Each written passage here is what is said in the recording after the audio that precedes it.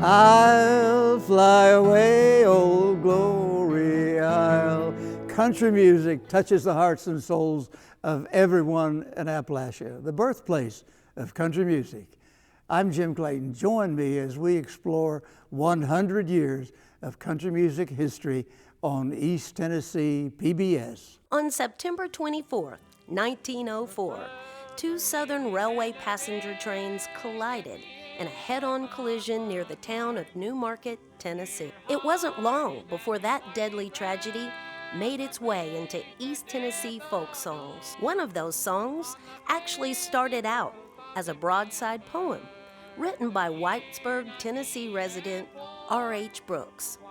That poem was printed by local newspapers, one version by George Renault, a blind musician from Jefferson County, Tennessee, was performed with a guitar and harmonica on the streets of Knoxville. 3 years later, Jim and Flora Baker from Wise, Virginia, adapted the original poem into a song they included in their 1927 Bristol recording session.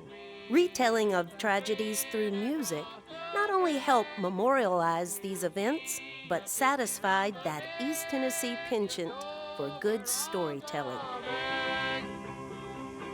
Conductor on the westbound train.